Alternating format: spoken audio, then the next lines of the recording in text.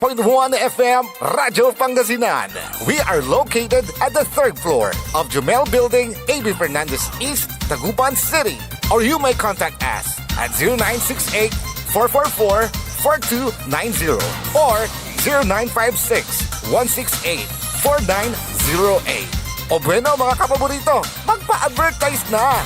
This is DWJE 88.1 FM Radio Pangasinan, whose sole mission is to inform, to educate, to entertain, delivering to all Pangasinenses news that is true, public service that is sincere, commentary that is fair, and entertainment that is proudly Pangasinense.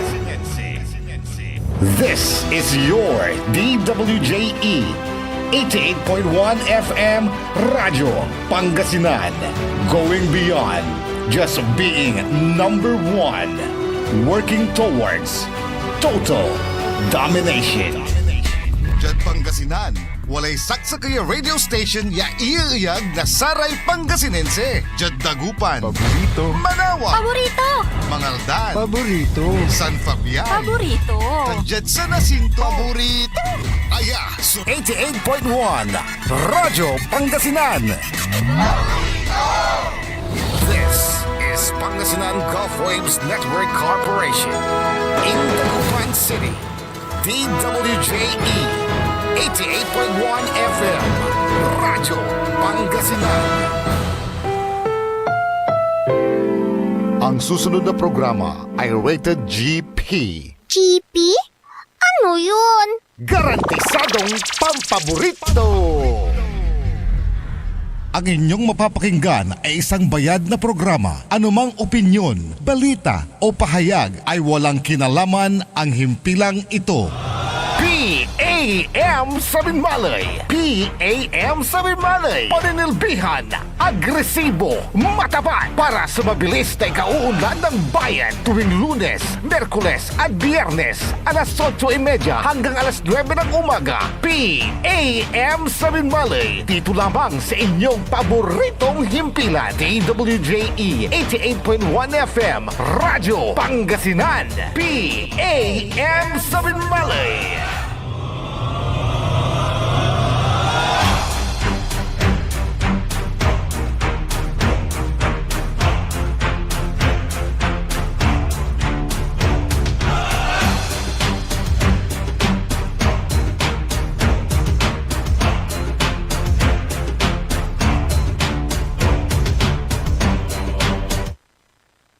Good morning, good morning, good morning. Masantos san maabig. Good morning ni Adbalang Sinansakay.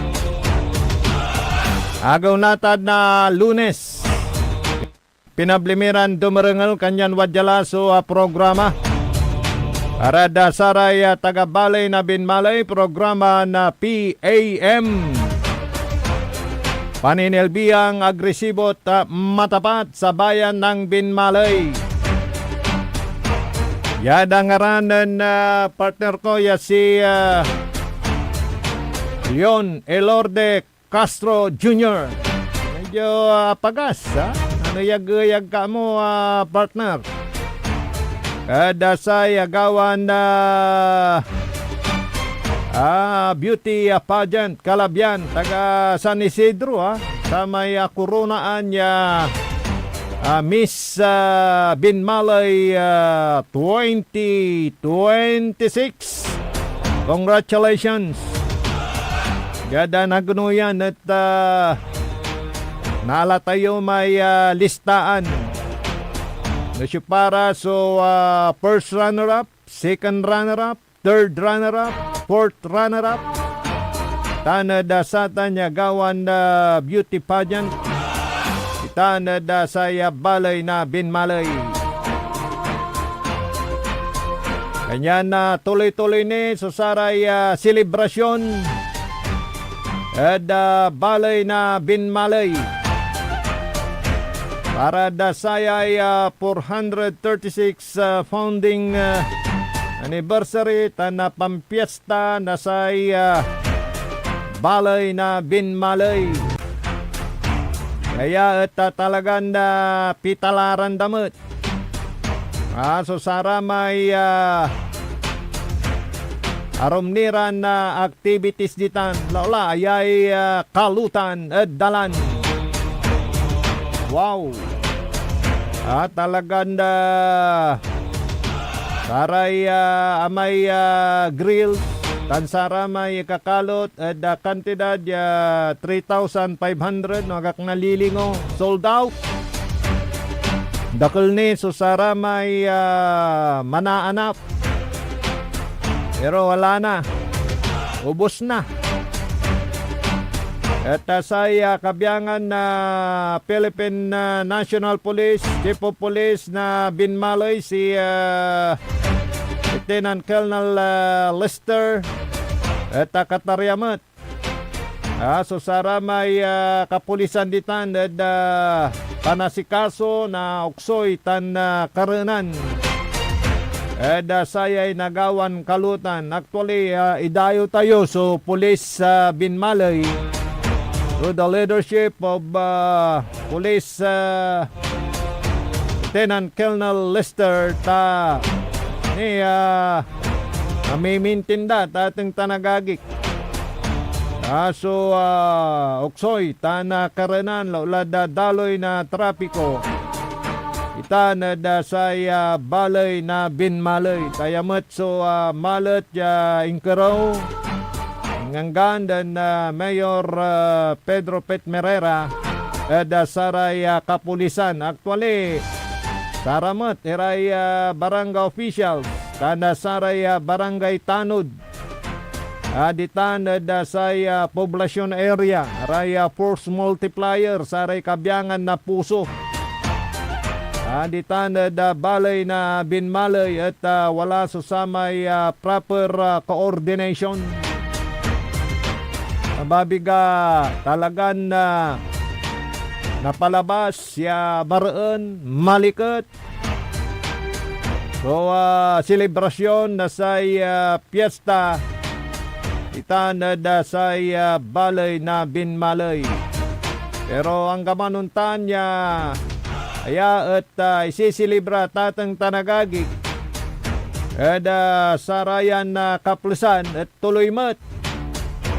So sa may serbisyo ya iter na saray opisyalis sa yutan panu-opisina laulanatan ditan na daleksab na munisipyo at agamanunda so saray tututan ta panag remitlante nasara tay business permit. Kana sara tay ramniran na pangkakulan ya aktuan nasaray lingkod bayan. Diyan sa bayan ng Binmalay. At yun din pong ating obserbasyon diyan na kahit na puyat sa pag-atinde sa mga iba't ibang okasyon diyan. Itong si Mayor Petmerera ay nandyan pa rin at siya ay nagpupunta sa kanyang opisina mula umaga hanggang maggagabi na para aktuhan ang dapat niyang aktuhan, pirmahan ang dapat na pirmahan at busisihin ang dapat busisihin. Na nagsasabi nga na napaka-istrikto ni Mayor Petmerera. Iyan naman po yung daan. Iyan naman po yung daan kung bakit wala hong nikatiting na mga questionabling transaksyon yan ho sa kanyang bayan. Pati nga yung mga maliliit na detalye kanyang binubusisi para na rin sa kapakanan ng kanyang mga kapwa lingkod bayan dyan sa bayan ng Binmalay, Pangasinan. Oy, happy listening sa ating mga nakatutok ngayon Yan sa may barangay Kalit. Gaspar family dyan sa may barangay Pututan. Melendez family, engineer, good morning. At dyan din sa barangay Parayaw. Dyan sa barangay Papagayan, good morning sa ating classmate na kapitan. Kumusta na yung ambulansya mo? Dumating na? O yan, dahil meron silang proyekto for this year at inuna ni kapitan yung pagbili ng kanilang service vehicle na ambulansya, parang multi-purpose vehicle. Oh. At ganyan yung mga namamahala sa barangay, walang problema, di ba?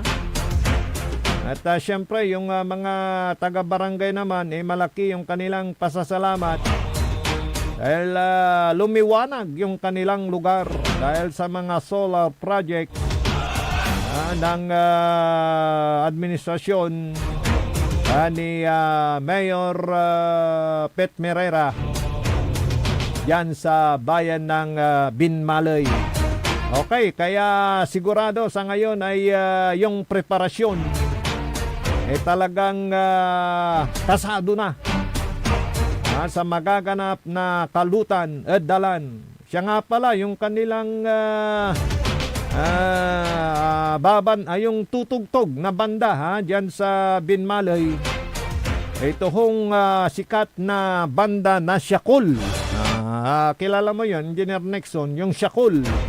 Pagka millennial talagang kilalang kilala yung Syakul. Yung tutugtog yun sa magaganap na kalutan. Kompleto pala yung mga iihaw. O, bahala na kung gusto ninyong dagdagan, pero yung mga previous dyan talagang sulit yung halaga na binayaran ng mga pupunta dyan sa magaganap na kalutan at dalan. Yan.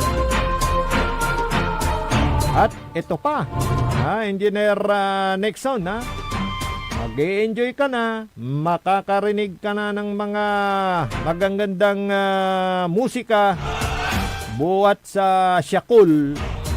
Meron pa ulit na pwedeng madagdag doon sa iyong kasiyahan sa magaganap na kalutan at dalan. Ano yun? Yung pong parapol, yan. Na pwedeng manalo ng mga in-kind, ng mga papremyo sa magaganap na kalutan. So, yearly ay, di ba?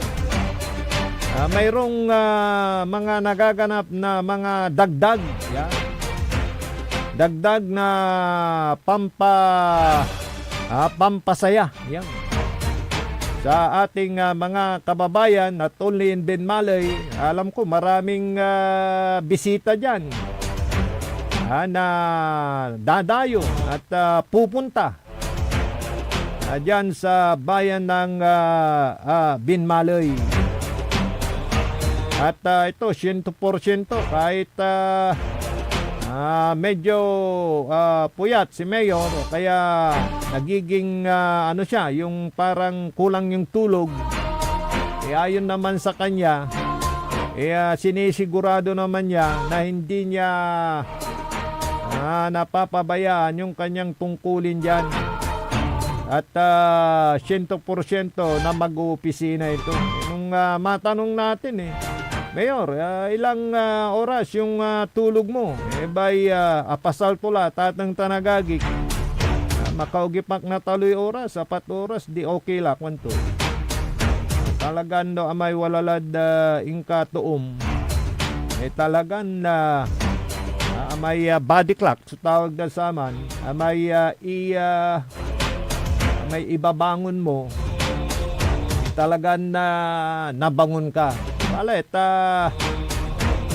dalantulante, piyesta, napagamin niya selebrasyon from day 1. Actually, 9 days ata yan, na mahigit.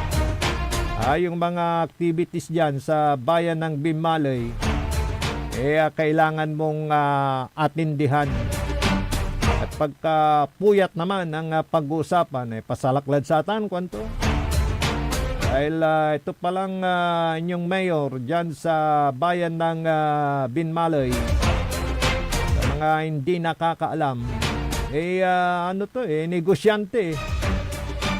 Buhat nung siya'y magnegosyo, siya mismo yung nagdadrive ng kanyang bihikulo papuntang Manila, pabalik dito sa probinsya para umangkat ng kanyang mga paninda. Ganun yun.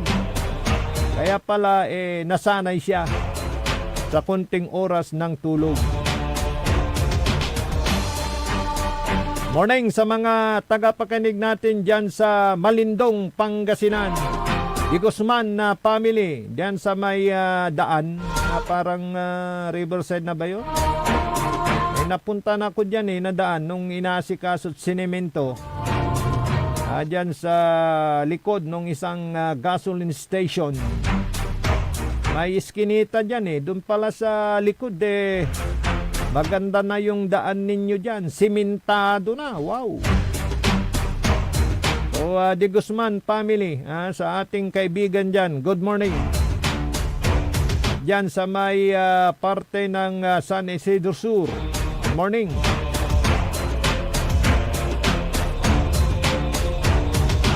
Kaya sa mga motorista, konting pag-intindi, pagka napadaan po kayo dyan sa bayan ng Binmalay at makaka-eksperyensya ng heavy traffic, lalo na pagkakalutan na, pero sinigurado naman ng kapulisan na open yung half lane ng kalsada para naman may madaanan yung ating mga kababayan. Kasi pagka tip na lang sa inyo, pagka pupunta kayo ng Dagupan, pwede na kayong dumaan dyan pag matraffic sa kabiasnan ng Binmalay. Dyan sa may barangay Tuntun, yung boundary ng yung arc ng Welcome Lingayen. Dyan sa kurbada ng barangay Tuntun, may daan na dyan para doon sa bypass road, di ba? Say talusan nyo la ay say parte na Nansangaan. Yun. Pag pupunta naman kayo dyan sa Lingayen o western part ng Pangasinan, gusto nyo yung daan dyan, may magandang daan dyan para hindi na kayo dumaan sa Matalaba. Yun din, yung ruta na yun, pag liko ninyo sa Nansangaan, unang kanto na makikita ninyo pakanan. Ayan yung daan. Papunta naman sa bayan ng Lingayen at sa western part ng Pangasinan.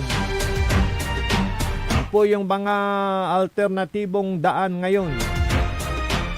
Kung sakaling magkaroon ng heavy traffic yan sa mismong harapan ng munisipyo dito sa may bayan ng Binmalay. Yun po yung mga alternatibong daan.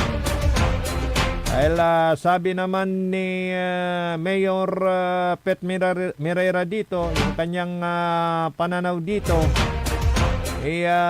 yung ating mga daan hindi pa naluluwagan, yung iba walang alternatibong daan. Kaya sabi nga niya disiplina lang ang kailangan dito at mayroong nga siyang pananaw patungkol sa mga paggawa ng proyekto na sana ay pagpupunduhan da kwanto ay napag-intero la. Wala na yung mga putol-putol na pundo. Tapos ay buuin na para tuloy-tuloy yung paggawa ng mga proyekto. Narito ang pananaw ni Mayor Pet Mirera ukol dyan. Saan na? Ito. I-play natin. Okay, go ahead. How many years? Saka pupunduhan. Yung pondo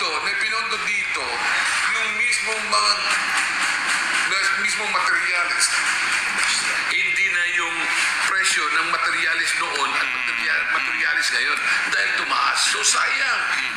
Kung yun ay dire-diretso, walang problema. So are you saying, Mayor, na sana mabago yung sistema na may phase 1, phase 2, phase 3? Kung pinunduan, buo na? Buo na. Okay. Huwag na yung phase 1, phase 2, phase 3 dahil yung phase 1, phase 2, phase 3 ibang usapan na yan eh. Kasi nakakaroon na ng problema dyan. Hindi ko sinasabi na problema na baka mamaya kung saan napunta yung pondo. Ang sinasabi ko, dapat minsanan na lang Yes, so, para at least para wala nag-istampay na proyekto, no? Hindi lang yung naka-istampay na proyekto dahil ang pinaglalaanan natin yan, kaya ginagawa mo isang project, lalo na sa daan, dahil isang uri na makakatulong yan sa sistema ng trapiko. Yes. Ano hong nakikita ninyong solusyon ngayon sa inyong bayan, Mayor? Kailangan ng mga alternatibong daan, bagong daan, road widening o ano, Mayor? Well, kung titignan natin, alam nyo, ang nagiging sistema lang natin dito sa disiplina ng mga motorista. Okay. Minsan walang disiplina. Kaya minsan, kahit ako, nararanasan ko nagkakaroon ng traffic dyan sa BIOP. Ang ginagawa ko, sumusunod ako doon sa dali ng traffic. Okay. Pero pag mayroong mga lumusot na sasakyan, ang gagawin ko, itatawag ko sa polis, pahuhuli ko sila. Kung ako mismong sumusunod na sa mga trapiko, ay sila, ay labag sila, kahit sino sila, pahuhuli ko. So disiplina lang, Mayor. Disiplina lang. Hindi pa pwede yung dito na alam nilang labag na yung ginagawa nila sa trapiko, tapos sila pang dito, siga. Walang siga rito. Ang siga, ang batas, ang inimplementor natin dito sa bayan ng Binmalay. Kahit yan sa mga mismong ating walang helmet, well, mag-helmet sila dahil for their own protection, hindi yung sila hindi ganun. At saka nabalita namin, Mayor, walang palakasan dito. Pag nagkamali ka, wala yung ninong-ninong patrol Walang system. palakasan dito, hindi pa pwede yun. Kung ang relatives ko, mga mismong pinsan ko kaya, nahuhuli sila hindi ko sila kinakandong, parehas. Dahil may batas tayo susunod. Kung sakaling anuin ko yan, ano naman kwenta ako? Ibig sabihin, di rin ako sumusunod sa batas. Ginawa yung batas para hindi magiging butas. Ginawa yan para alituntunin at sundin. Yun ang aking pananaw at prinsipyo sa buhay ko. Hindi matatapos yan. Then after how many years? Saka pupunduhan. Yung pondo. O yan yung pananaw dyan. Ni Mayor Pet Merera ng bayan ng Binmalay. Disiplina lang. Diba?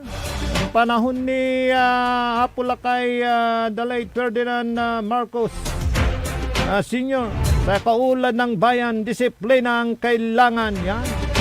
Disiplina nga naman, di ba? At ang bilib ang karamihan dyan, ang lahat ng taga Binmalay, yung walang palakasan, walang sisiga sa batas. Yun naman yung pananaw dyan ni Mayor Pet Merera ng bayan ng Binmalay. Kaya sabi nga ng kumpare kong si Fidel diyan sa barangay Caloocan Norte, sabi niya talagang bagay sa kanya yung kanyang sinasabi. Bayan muna bago sarili. Walang palakasan. Pagka nagkasala ka at lumabag ka sa batas, walang sisiga sa batas. Ay, good morning sa mga nakikinig dyan sa may Gayaman. Yes, Gayaman. Yung papasok dyan, may sitio dyan ano yung tawag dyan yung nalimutan ko na. Mayroon tayong kaibigan dyan. Sitio, teka ha. Parang wala dang Nguridilak. Parang yun isang sa television yun Nalimutan ko. Sorry, pero maalala ko din. Okay, kulay malaom oras sa dasaya na programa tayo PAM. Paninilbihang agresibo at matapat sa bayan ng Binmalay.